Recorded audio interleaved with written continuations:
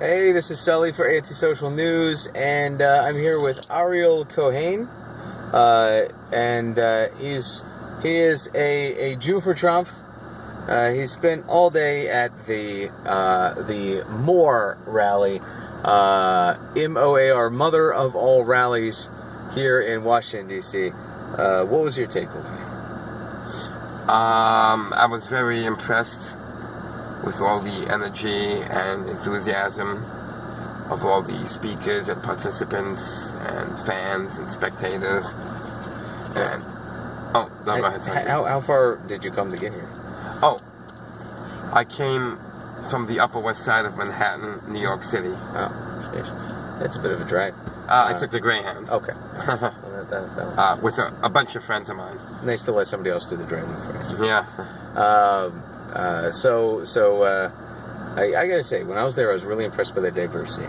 It was an incredibly diverse crowd, and the speakers on the stage were just very colorful, all walks of life, and the audience really matched that. So I was really impressed. Is that the same sort of situation up in New York, or is it sort of neighborhood by neighborhood? You know, you'll have a just all Trump area. Because I noticed that here in the Midwest, you'll have like in Maryland, for instance, not exactly Montgomery County. I mean, this is not. Well, no, okay. Sorry. I meant to say in the Midwest, and then even out here, you'll have in Maryland, you'll have Montgomery County is Democrat, but then you'll go way out like eastern Maryland in the country, and there'll be Trump signs. Is New York like that? Or is New York like just all blue and you gotta kind of stay on the DL? No. Or pick fights, basically. No. Well, to answer the first part of your question, at the rallies in New York and all that, it's also very diverse also. And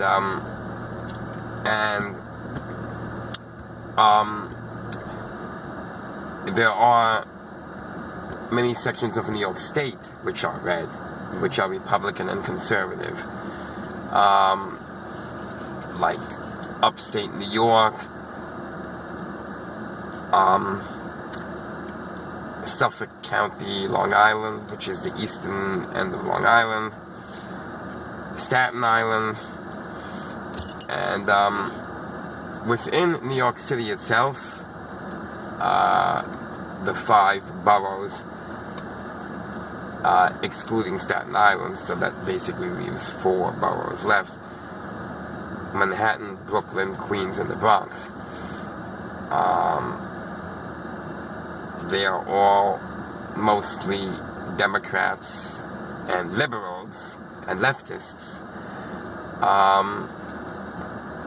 However, you do have pockets.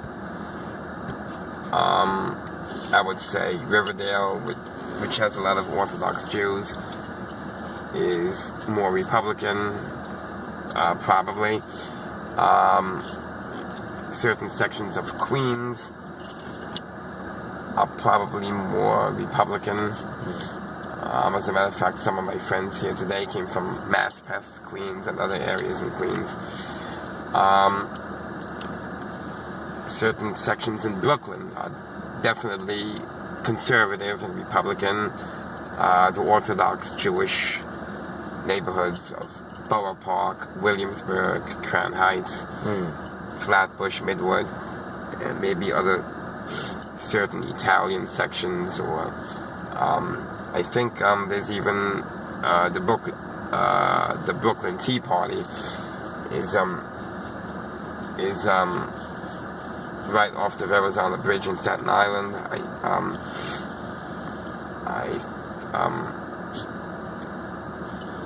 I forgot the name of that neighborhood. You can always look it up, but there's a Bay Ridge. Maybe it's either Bay Ridge or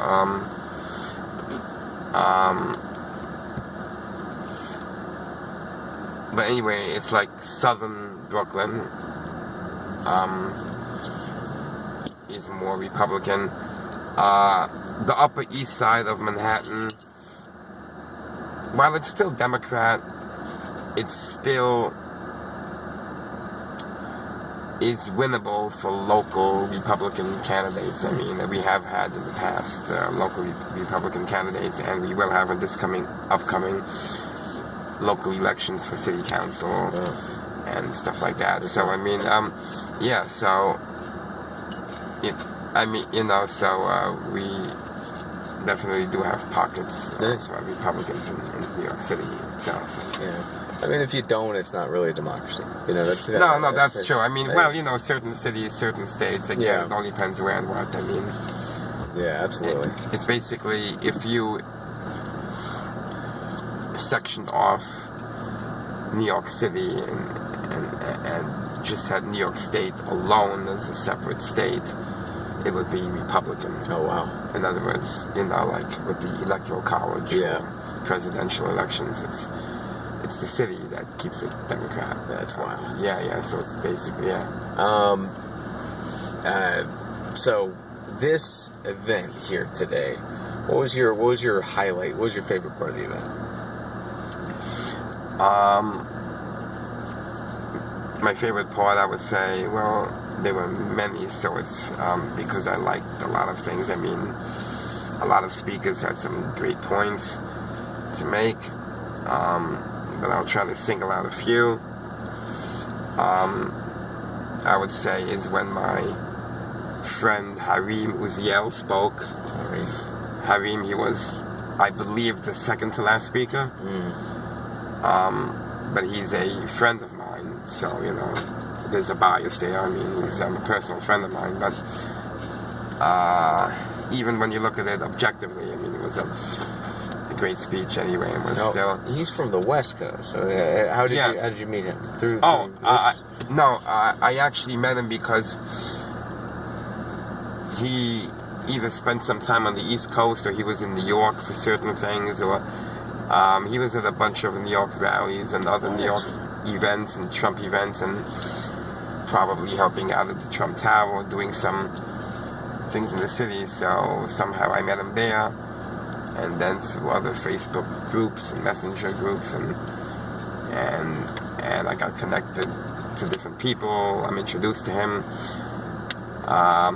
He's also Jewish as I am, so there was another connection that we're both Jewish. He was a big Star of David around his neck. Very big, very noticeable. Yeah, all the time. And I would say I also found it very interesting that they let the Black Lives Matter people speak. So I missed that part. How did that go down? Okay, the Black Lives Matter people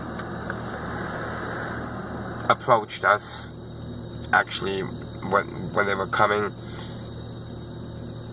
to do a counter protest, of course, having their big signs and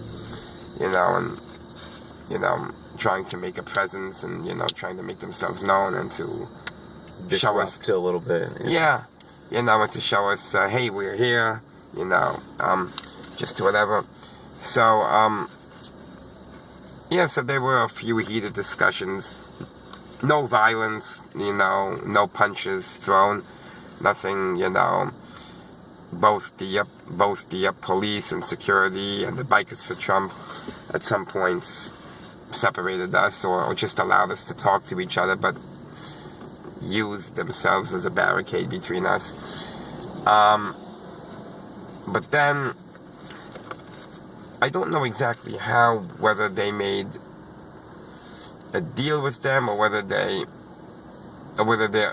original intention was just to march through or just to protest or something, but somehow I saw a discussion with one or two of the Black Lives Matter leaders and one or two of the leaders from us, and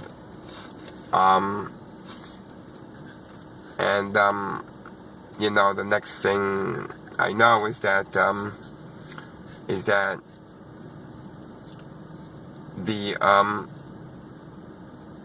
more staff, the mother of all rally staff, and other people in charge, I guess, security and whatever,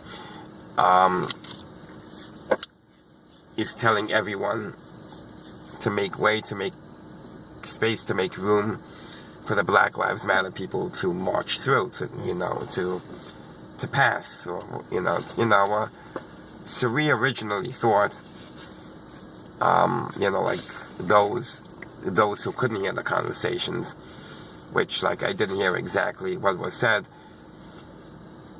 so most of us probably thought we're just going to allow them to walk, to go through and, pass on by. Yeah, to pass on by, as long as they're peaceful, and whatever. And, okay, so then they're going, and then after that, I hear the MC, or actually, it was one of the black leaders of our group, and, who then invited them to come on stage publicly. So then we all knew, so then we all heard that he, he basically, he told them to all come up and...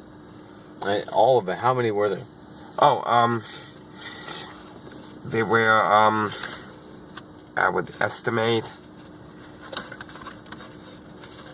20,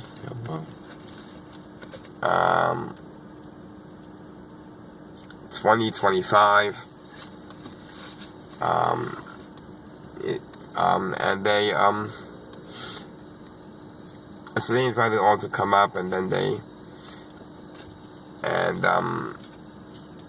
then the black leader of our group said, I'm going to invite you to be on stage here. You can say something, but don't speak, right? Just stay here and let me speak, meaning talking about himself, and let me speak. And then apparently I couldn't hear exactly what was said, whatever, but apparently one or more of the Black Lives Matter people was either saying something or whatever, and our guy kept on saying, okay, listen, if you just don't stay still quietly, if you just, don't stay here, then I'm gonna have to have security escort you out. I'm gonna ask security to escort you out. And then apparently he must have said something. I mean, I couldn't hear exactly. I wasn't in the very front row, and there was a lot of noise around me. People were talking. Some people were not happy about this whole arrangement at all, and they were like shocked and surprised, and they were expecting fights to break out and all sorts of things like that. So at some point he was saying, okay, you have to go, security, please remove these people, or I don't know if he said remove all of them, or just the ones who were being disruptive or trying to be disruptive, or talk out of line, or say something, or do something,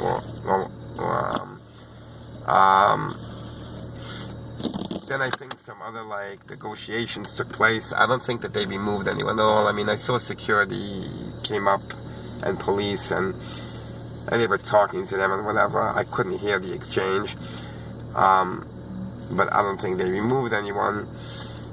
And then our leader said again, okay, I'm gonna give you the microphone and you'll have the floor, and and you can say, and then after that he basically told the rest of the crowd, he basically said,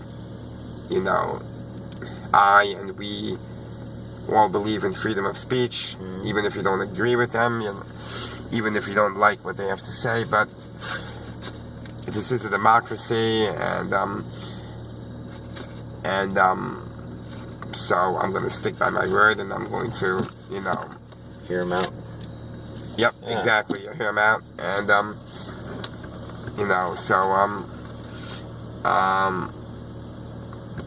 and then the Black Lives Matter leader, or one of the leaders, spoke, and I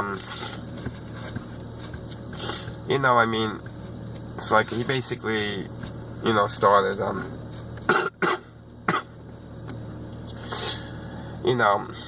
basically he said some things to the effect of, he gave a bit of a spiel, like the usual. The cops are killing. Statements children. again. Yeah, I mean, I mean, he even said, like, even just like basic treatment of cops to black people, and like denying them civil rights, and like in the same rights as white people, or like the rest of us here, or and basically, but then after that, he did say that we all have to try and work together and come together, and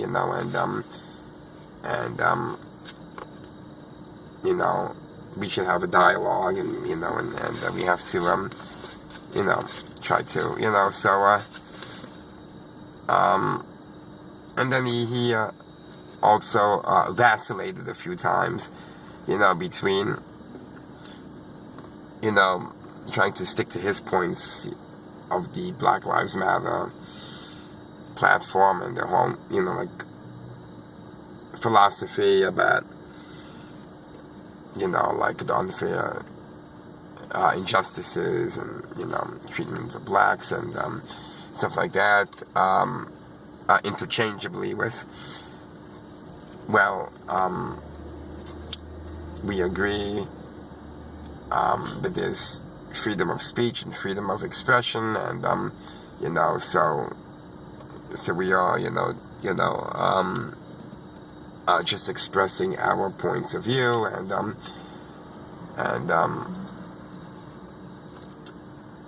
etc., and stuff like that. Okay, so basically, then after that, and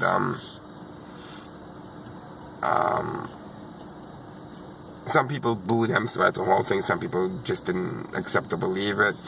Like others only,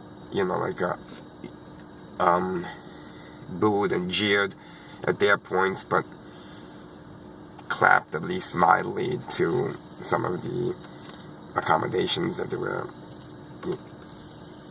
The meeting halfway. Like, stuff like that, and then like at least on the surface, and or just at least I do like when they at least admit progress. Yeah. It's like, because like we were saying, on the walk over here, when I was walking away, I heard the people on the sidewalk going, and it was a group of African American females, and they were mimicking the guy on stage, going, "Oh, and here's my fellow Klansman," and I'm thinking, it doesn't matter how many black people there are in the staff of the event, organizing the event, running the event, emceeing the event, starring at the event. It doesn't matter how many Jews are up there. It doesn't matter. People look at the word Trump and go, "Oh, that's the Klan," and it's so ridiculous. So I do like it. I do like whenever the Black Lives Matter people acknowledge something. They give that you aren't the Klan. They're like, okay, yeah. we'll acknowledge that you're not the Klan, but it's like, okay, well, at least there's that acknowledgement. There's a little bit of a step towards, disarming the situation. But I feel like if there's this manipulation, this violent manipulation, where basically the Black Lives Matter people are convinced that you, because you have a sign that says Trump, you are exactly the same as this group that wanted to lynch them back in the day. and it's this, fight or flight is triggered. You are triggered, fight or flight. You have to either run away or you have to fight to the death. And no, you don't. You're being manipulated. This guy is not in the Klan. Is very much not. And no, nobody there at the Trump rally wanted to kill a black person. They wanted to listen to black people. Several of them. Many of them were speakers at the event. And then I'm really I am shocked. I can't believe. I hope to find some video of the Black Lives Matter speaking there. That was. Oh yes, I'm sure that you can definitely get a hold of that video. I mean, Yeah. I'm sure it's somehow. And then, so when they walked out after they finished speaking and all that, a few of us spoke to them, and they did some interviews with the media, and one of them apparently, I didn't see it, but from what I heard, cut his finger on some rope. I think it was actually the leader of the Black Lives Matter movement, I think the one who spoke. I think he accidentally cut some because I saw that one of our guys, actually a few of our guys, were helping to bandage him and to, give him medical treatment and medical aid and all that, nice. And I'm thinking like, wow, okay, so, so we're showing some cooperation and partnership, and, slightly wondering in the back of my head, would they have done it for us? Yeah. Yeah. That's a good question. Yeah. But, Who knows? I mean, it's a good question, but it doesn't matter. But whatever. But anyway, and we like continue the dialogues after that, and and I think we got them to agree, at least to say that they agree, that violence is not the answer, and that also a lot of us exchanged business cards and said, we should continue this dialogue, and and then we'll try to come up with some solutions and resolutions and whatnot, and but they said,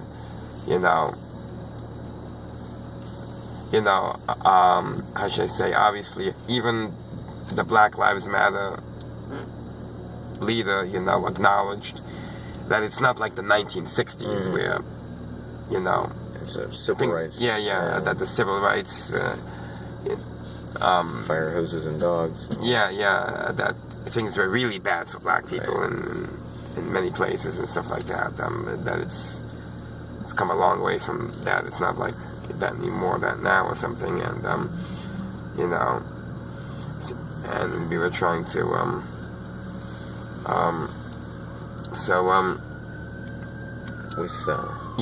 I shook hands with one of the Black Lives Matter movement ladies, just thanking her for being respectful and for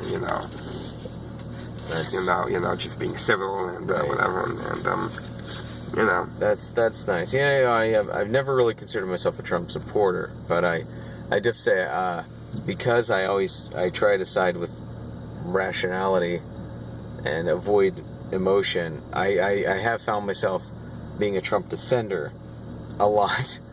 I'll never forget one time I'm driving for Uber, and I got this beautiful black mother and her daughter in my car, and she's saying all this stuff to her daughter about how it's this is Trump's so horrible, this and that and the other, and the little girl goes, "Mommy, why does President Trump hate black people?"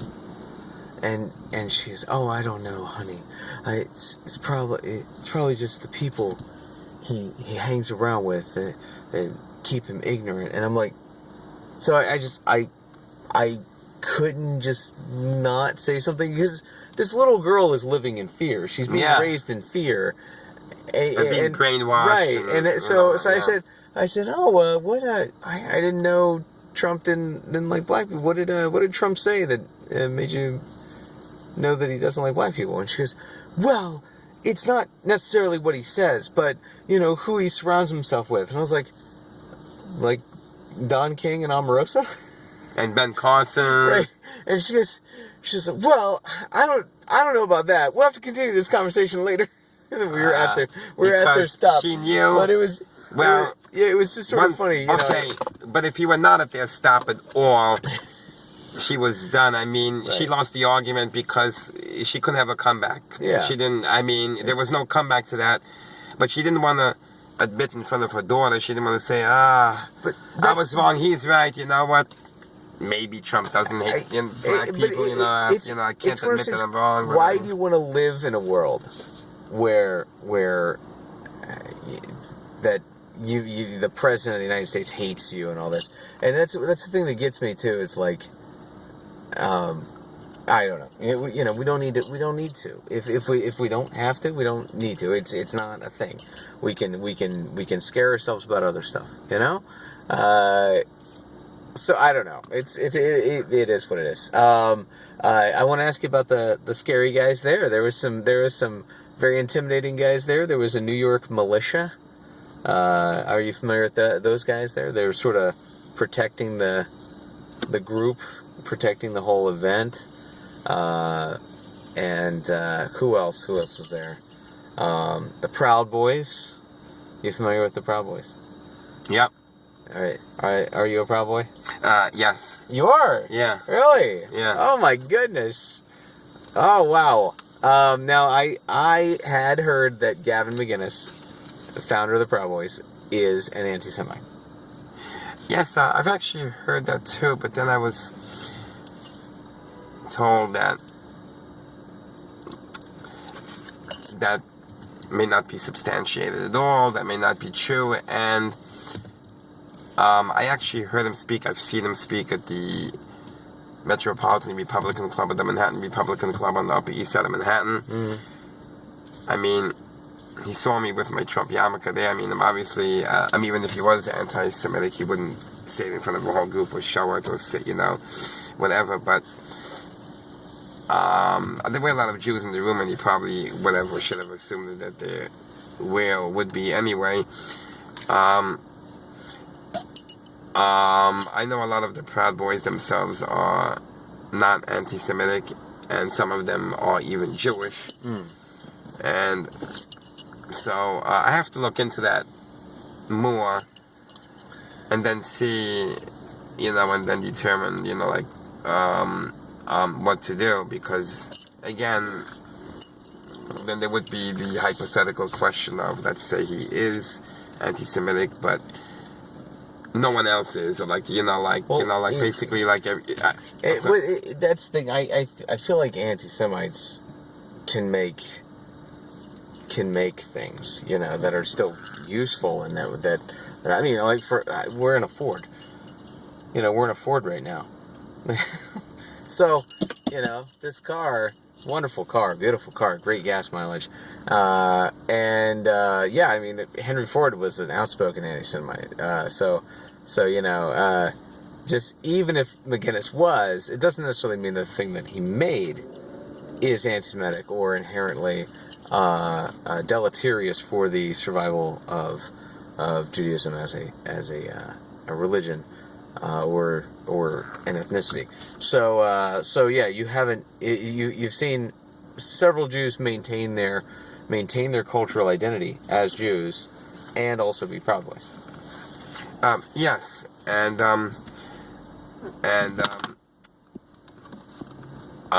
when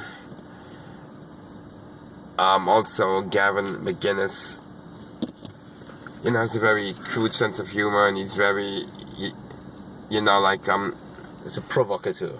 Yeah.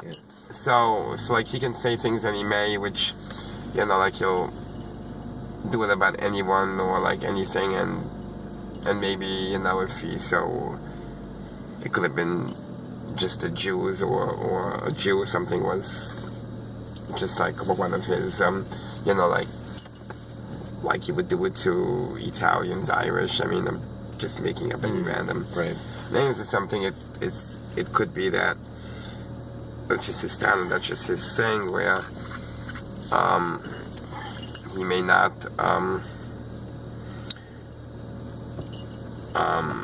so like it's possible that he's not anti-Semitic per se, as you know, in the traditional sense of the word,